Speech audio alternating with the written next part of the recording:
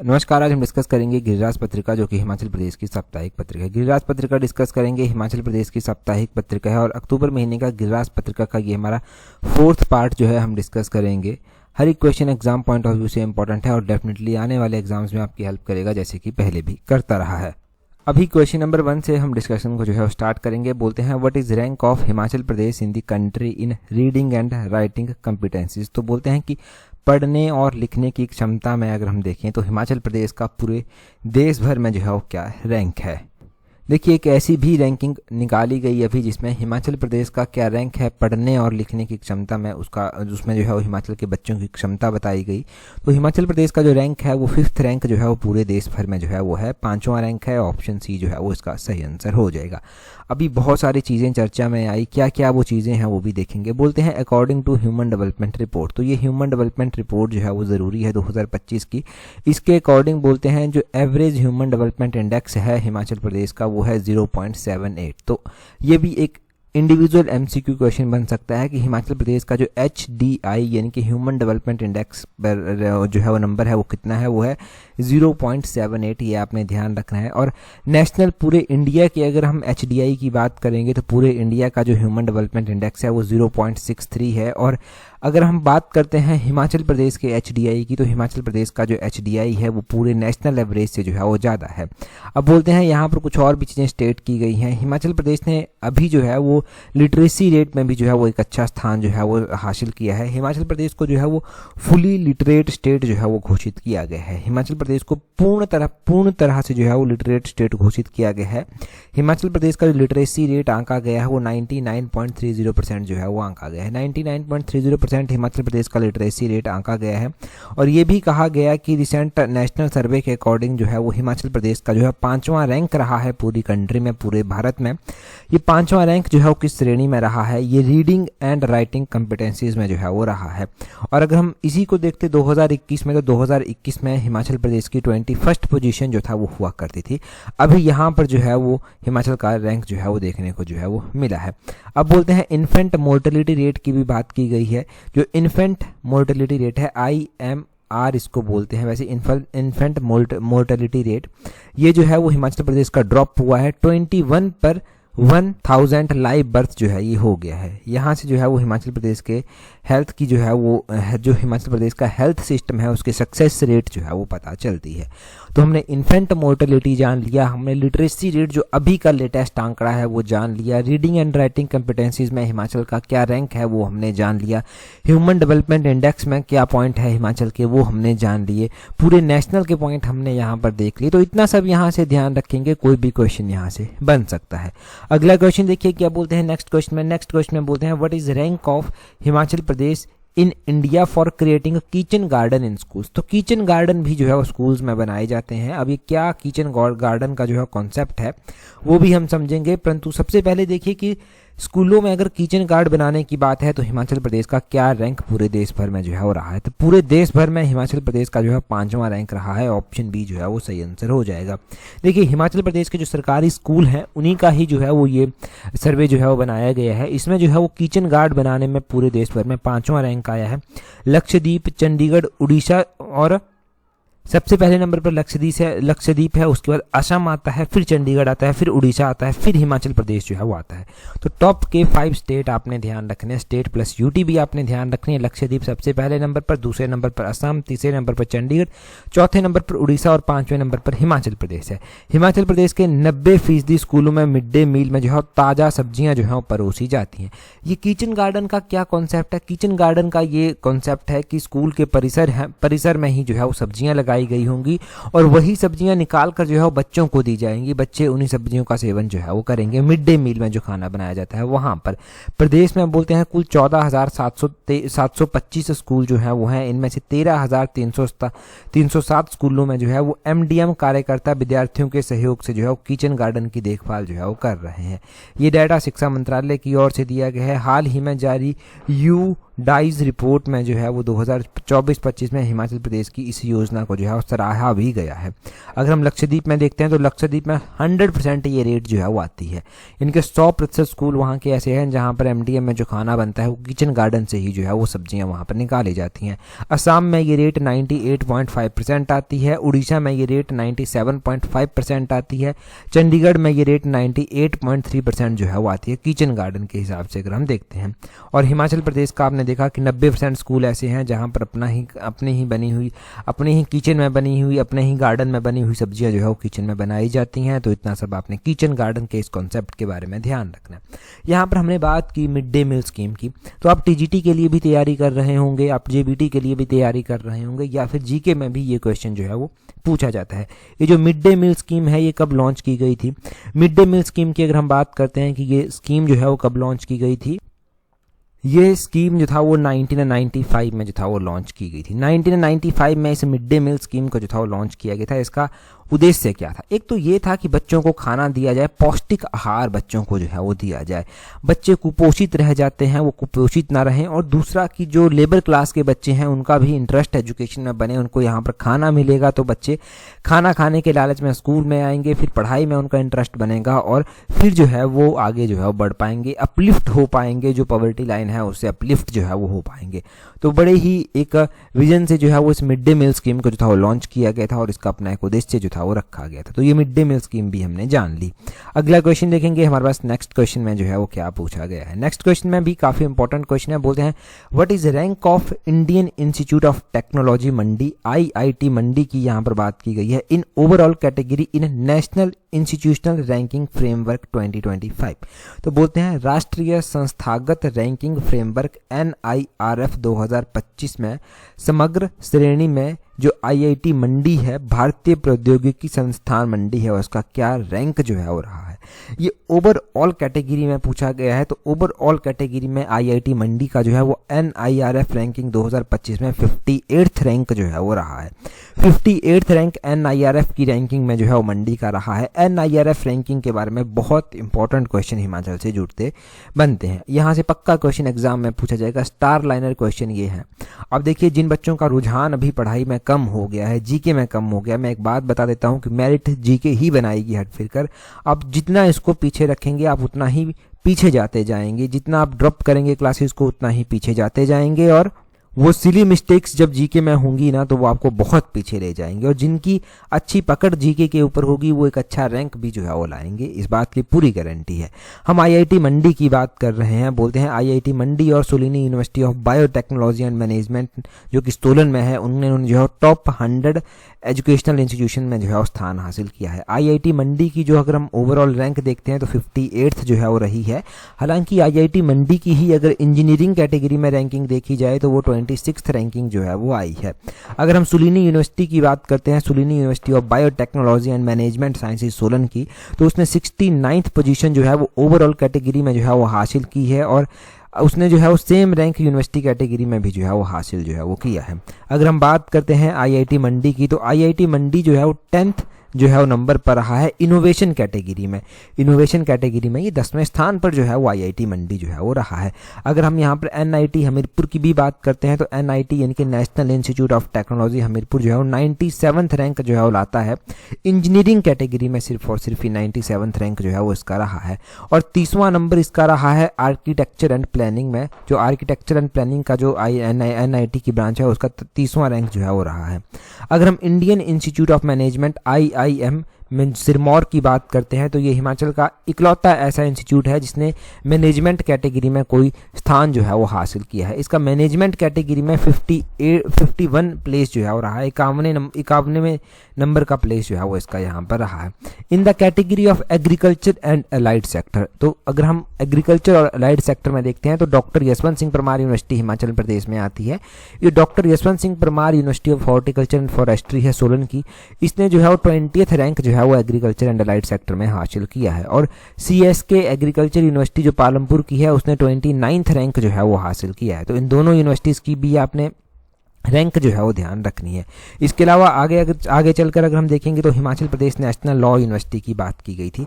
Law category में अगर हम बात करते हैं तो Himachal Pradesh national law university का जो है वो क्या रैंक रहता है, तो 34th रैंक जो है वो रहता है अमंग 40 इन लॉ कैटेगरी। तो 34th rank national law university का जो है वो यहाँ पर रहा। तो ये सारे रैंक आपको अच्छे से पता चल गए। अब इन्हीं यूनिवर्सिटीज़, जो भी यूनिवर्सिटीज़ हमने यहाँ पर पढ़ी, उनकी बात करते हैं कि उनकी स्थापना कब कब हुई थी। सबसे पहले हिमाचल प्रदेश यूनिवर्सिटी की बात कर लेंगे क्योंकि सबसे पुरानी यूनिवर्सिटी है, हालांकि उसको कोई भी रैंक नहीं मिला है। हिमाचल प्रदेश यूनिवर्सिटी की स्थापना 1970 में जो था वो की गई थी। अब हम बात करते हैं डॉक्टर यशवंत सिंह परमार यूनिवर्सिटी की। तो ये जो doctor Yashwant Singh Parmar university of horticulture and forestry है, इसकी स्थापना 1985 में की गई थी। ये चौधरी श्रवण कुमार कृषि विश्वविद्यालय आता है पालमपुर वाला, इसकी स्थापना 1978 में की गई थी। IIT मंडी की अगर हम बात करते हैं, इसकी स्थापना 2009 में की गई थी। NIT मंडी की अगर हम बात कर NIT हमीरपुर की अगर हम बात करते हैं तो NIT हमीरपुर की स्थापना 2002 में की गई थी।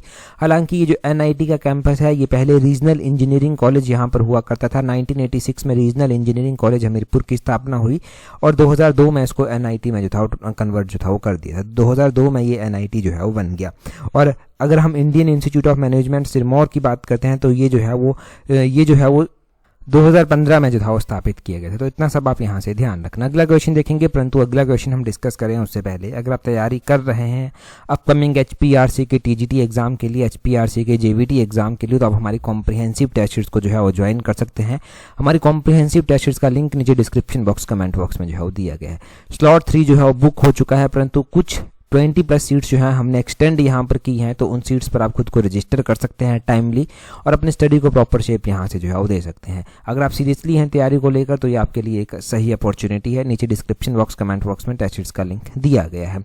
अभी हम अगला क्वेश्चन जो है वो डिस्कस करना स्टार्ट करेंगे। बोलते हैं the international Renuka ji fair is celebrated every year on. तो बोलते हैं कि ये जो अंतर्राष्ट्रीय रेणुका जी मेला होता है ये हर साल जो है वो कब मनाया जाता है। ये जो इंटरनेशनल रेणुका जी मेला होता है ये हर साल जो है वो दिवाली के बाद जो है वो मनाया जाता है। परंतु दिवाली के कितने दिनों के बाद ये मेला मनाया जाता है, क्वेश्चन तो ये बनता है। तो दिवाली के लगभग 10 दिनों के बाद ये इंटरनेशनल रेणुका जी फेयर जो है वो मनाया जाता है। ऑप्शन सी इसका सही आंसर हो जाएगा। After 10 days of Diwali, Diwali के 10 दिन बाद ये इंटरनेशनल रेणुका मेला जो है वो मनाया जाता है। अब ये मेला क्यों मनाया जाता है, दिवाली के 10 दिन बाद ही क्यों मनाया जाता है, वो भी हम बात जो है वो करेंगे। एक महर्षि रचिक जो था वो हुआ करते थे। महर्षि रचिक के घर जो है वो जन्म होता है ऋषि जगदम्बनी का। ऋषि जगदम्बनी जो थे इनका जन्म यहाँ पर होता है और इनका विवाह जो है वो इक्ष्वाकु कुल के ऋषु रेणु की कन्या रेणुका के साथ जो है वो इनका विवाह जो है वो होता है।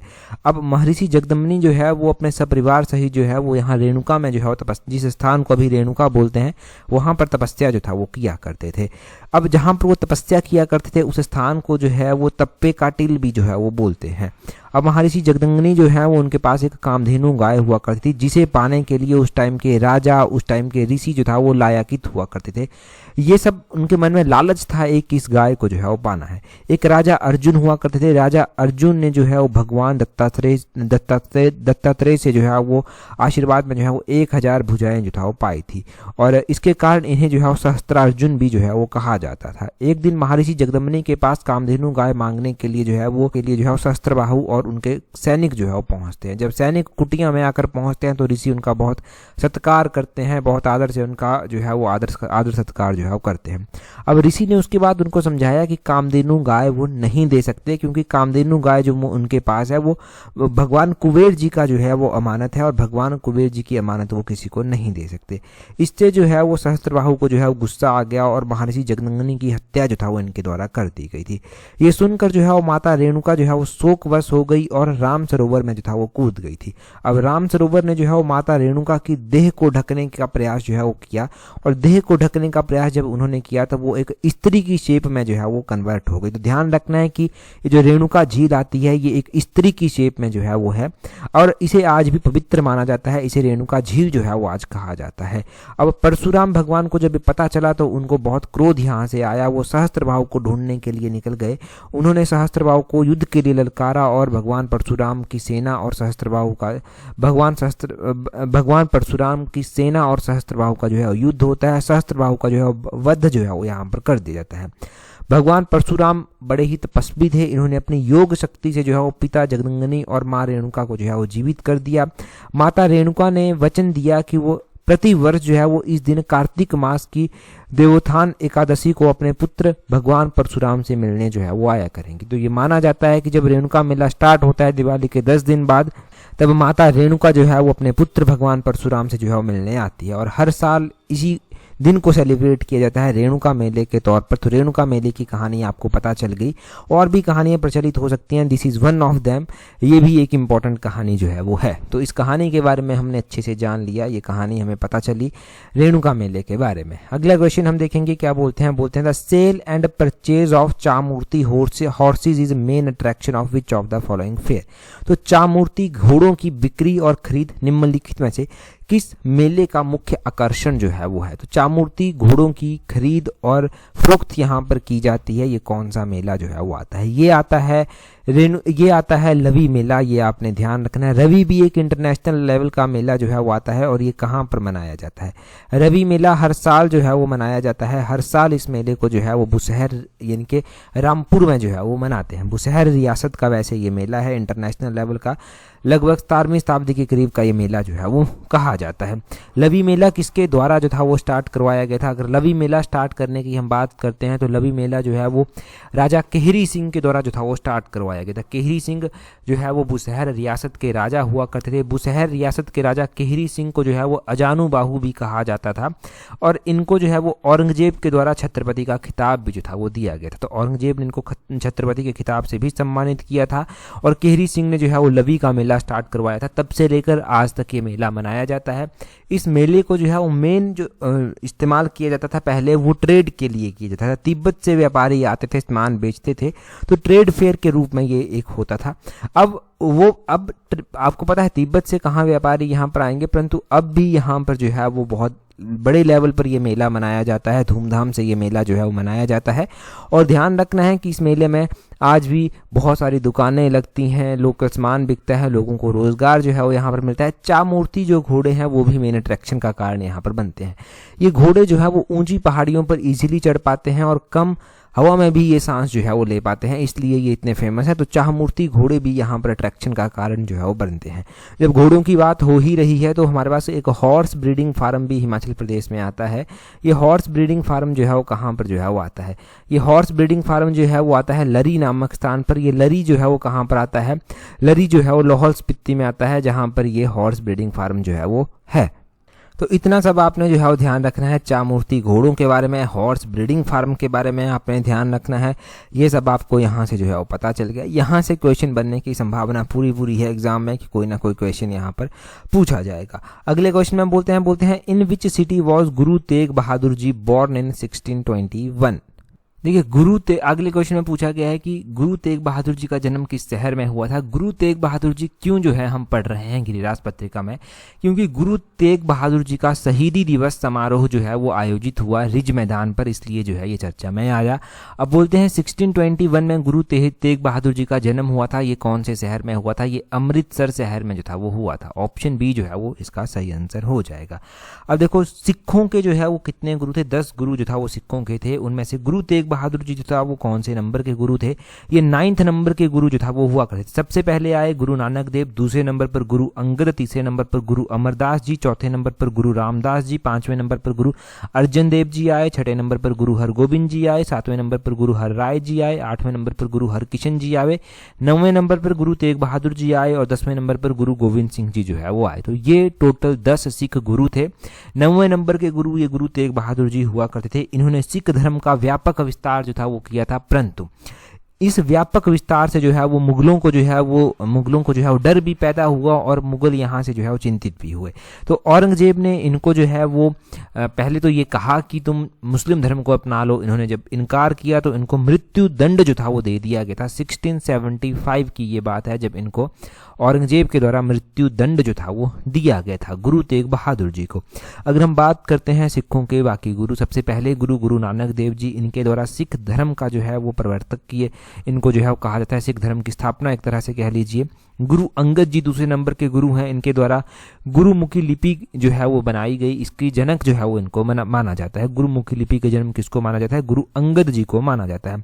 ये जो अमृतसर शहर आप पढ़ रहे हैं, इस पवित्र अमृतसर शहर की स्थापना किसके द्वारा की गई थी? ये गुरु रामदास जी के द्वारा की गई थी। अमृतसर शहर जो है वो 1577 ईस्वी में जो था वो गुरु रामदास जी के द्वारा जो था वो बनवाया गया था। और अगर आप बात करते हैं गुरु ग्रंथ साहिब की, तो इसका संकलन किसके द्वारा किया गया था? वो अर्जुन देव के द्वारा किया गया था। और अर्जुन देव को जो है वो मृत्यु दंड दिया गया था जहांगीर के द्वारा। 1606 में जो था वो जहांगीर ने गुरु अर्जुन देव जी को जो है वो मृत्यु दंड जो था वो दे दिया था। फिर हम अलग अलग धर्मों के बारे में, अलग अलग जो है गुरुओं के बारे में पढ़ें तो हरकिशन जी गुरु आते हैं। इनको भी औरंगजेब ने इस्लाम धर्म ग्रहण करने के लिए जो है वो कहा था। इन्होंने भी जो है वो अस्वीकार कर दिया था और शहीद होने को जो है वो प्राथमिकता जो था वो दी थी। फिर आते हैं सबसे अंतिम गुरु गोविंद सिंह जी। गुरु गोविंद सिंह जी जो हैं वो खालसा पंथ के संस्थापक माने जाते हैं। अब गुरु गोविंद सिंह जी का वर्णन आप कई बार हिमाचल जीके में भी अलग अलग कॉन्टेक्स्ट में पढ़ते हैं। इनके द्वारा हिमाचल की भी कई रियासतें जो था वो विजिट जो था वो की गई थी। तो इतना सब आप सिख गुरुओं के बारे में जो है वो ध्यान रखना। ठीक है जी, अब हमारे पास वन लाइनर क्वेश्चन जो है वो चलते हैं। वन लाइनर क्वेश्चन में सबसे पहला क्वेश्चन हमारे पास आता है कि शिमला के रिज पर स्थापित पूर्व मुख्यमंत्री स्वर्गीय वीरभद्र सिंह जी की प्रतिमा की ऊंचाई कितनी है? जब हमने पिछली बार ये क्वेश्चन पढ़ा था तो हमने न्यूज़पेपर का डाटा कोट किया था, वहां पर 6 फीट जो था वो दिया गया था। अगर अभी भी आप नेट पर देखेंगे तो बहुत सारे न्यूज़पेपर्स के द्वारा 6 फीट ही दिया गया है, परंतु गिरिराज पत्रिका में जो क्वेश्चन आया था वहां पर 9 फीट जो था वो दिया गया था। अभी विकिपीडिया पर इसका कोई स्पेसिफिक पेज है नहीं जहां से पूरी तरह से ये वेरीफाई किया जा सके। अगर वेरीफाई होता है तो इस क्वेश्चन को भी हम अच्छे से जो है वो फिर वेरीफाई कर बताएंगे। बोलते हैं सांगला घाटी को किस अन्य नाम से जो है वो जाना जाता है? तो सांगला घाटी जो है वो किन्नौर में जो है वो आती है और इसको जो है वो बसपा घाटी के नाम से भी जो है वो जाना जाता है। सांगला घाटी is also known by the name of Baspa valley. अगला क्वेश्चन देखिए क्या बोलते हैं एओ ह्यूम को भारतीय राष्ट्रीय कांग्रेस का जनक कहा जाता है। भारतीय राष्ट्रीय कांग्रेस बनाने का विचार शिमला के किस स्थान पर आया था? तो भारतीय राष्ट्रीय कांग्रेस की स्थापना 1885 में एओ ह्यूम के द्वारा की गई थी और WC बनर्जी, उमेश चंद्र बनर्जी जो है वो इसके पहले प्रेसिडेंट जो था वो बनाए गए थे। अब रोथनी कैसल में जो है वो इनके मन में आया था, एओ ह्यूम के मन में रोथनी कैसल में ये विचार आया था। आगे बोलते हैं बुशहर में मार्च 1947 को किसके नेतृत्व में एक सत्याग्रह शुरू किया गया था? तो 1947 में बुशहर रियासत में एक सत्याग्रह जो है वो स्टार्ट किया जाता है। ये सत्याग्रह जो है वो सत्यदेव बुशहरी की अध्यक्षता में जो है वो किया जाता है। तो बुशहर रियासत के और भी बाकी आंदोलन हमने पढ़ रखे हैं, फिलहाल इस आंदोलन के बारे में आप नोट कर लेना कि बुशहर रियासत का जो सत्याग्रह हुआ था ये किसके नेतृत्व में हुआ था? तो ये सत्यदेव बुशहरी के नेतृत्व में जो था वो हुआ था। शशि वंश विनोद ये किसकी रचना है? तो जब भी हमने किताबों के बारे में पढ़ा है तो शशि वंश विनोद भी हमने पढ़ी है। शशि वंश विनोद जो है वो गणेश सिंह की रचना जो है वो आती है। गणेश सिंह की ये रचना है। इसके ऊपर MCQ बेस्ड क्वेश्चन जो है वो हिमाचल प्रदेश के एग्जाम्स में जो है वो कई बार पूछा गया है। आगे बोलते हैं भारतीय थल सेना के उप प्रमुख कौन है? तो उप प्रमुख इसके लेफ्टिनेंट जनरल पुष्पेंद्र सिंह जो है वो बने हैं। अगर हम थल सेना की ही बात करते हैं, थल सेना का मतलब क्या हुआ? जो इंडियन आर्मी की अगर हम बात करते हैं तो इंडियन आर्मी के जो चीफ हैं वो कौन है? वो जनरल उपेंद्र द्विवेदी जो है वो आते हैं। जनरल उपेंद्र द्विवेदी जो है वो चीफ हैं, उनका नाम भी ध्यान रखें। आगे बोलते हैं मिस यूनिवर्स इंडिया 2025 का ताज किसने जो है वो जीता है? तो मिस यूनिवर्स इंडिया का जो 2025 का किताब है वो किसके द्वारा जीता गया है? वो मणिका विश्वकर्मा के द्वारा जो है वो जीता गया है। अगला क्वेश्चन देखिए, बोलते हैं खारे पानी के मगरमच्छ का वैज्ञानिक नाम क्या है? तो खारे पानी के जो मगरमच्छ होते हैं उनका वैज्ञानिक नाम जो है वो क्रोकोडाइल्स पोरोसस जो है वो आता है। क्रोकोडाइल पोरोसस जो है वो उनका वैज्ञानिक नाम, साइंटिफिक नेम जो है वो आता है। आगे बोलते हैं गंगई कोंडा चोलपुरम मंदिर तमिलनाडु के किस जिले में स्थित है? तो गंगई कोंडा चोलपुरम मंदिर जो है वो तमिलनाडु के अरियालू में जो है वो स्थित है। तमिलनाडु का अरियालू जगह का नाम आपने ध्यान रखना है। यहाँ पर ये गंगई कोंडा चोलपुरम मंदिर जो है वो स्थित है। भारत की राष्ट्रीय पुरुष फुटबॉल टीम के मुख्य कोच कौन है? तो भारत की जो राष्ट्रीय पुरुष फुटबॉल टीम है उसके जो कोच हैं उनका नाम जो है वो खालिद जमील जो है वो है। आगे बोलते हैं भारत में सबसे लंबा समुद्र तट कौन सा है, तो वो मरीना बीच आता है चेन्नई का। भारत का कौन सा राज्य देश की 70% से अधिक कॉफी का उत्पादक है, तो वो कर्नाटक है। शिक्षा की किंडरगार्टन पद्धति का प्रतिपादन किसने किया था, तो वो फ्रोबिल के द्वारा किया गया था, और ये साइकोलॉजी का भी क्वेश्चन बनता है। पंटर शब्द किस खेल से संबंधित है, तो पंटर शब्द जो है वो फुटबॉल में इस्तेमाल किया जाता है। राष्ट्रीय एकता दिवस कब मनाया जाता है, तो ये 31 अक्टूबर को मनाया जाता है। सरदार पटेल जी की जयंती होती है, इसको यूनिटी डे भी बोलते हैं, नेशनल यूनिटी डे भी जो है उसको बोलते हैं। अगला क्वेश्चन देखिए क्या बोलते हैं recently where was 6 foot statue of former chief minister Virbhadra Singh unveiled. तो मैंने आपको बताया कि न्यूज़पेपर में 6 फीट दिया गया है, तभी हम 6 फुट इसको पढ़ रहे हैं, और इस क्वेश्चन को हम प्रीवियस वीडियो में डिस्कस कर चुके हैं। बताइए कि वीरभद्र सिंह जी की जो 6 फुट की प्रतिमा का निवारण किया गया है, या फिर 9 कह लीजिए अब, बोलते हैं ये कहाँ पर किया गया है, कौन से पार्क में किया गया है, आप कमेंट कर अपना आंसर बताएंगे। टेलीग्राम पर ज्वाइन करने के लिए अपने टेलीग्राम से @allexam31 सर्च करना। आज की इस वीडियो में इतना ही है। That's all for today. Thank you very much for watching and listening it very patiently.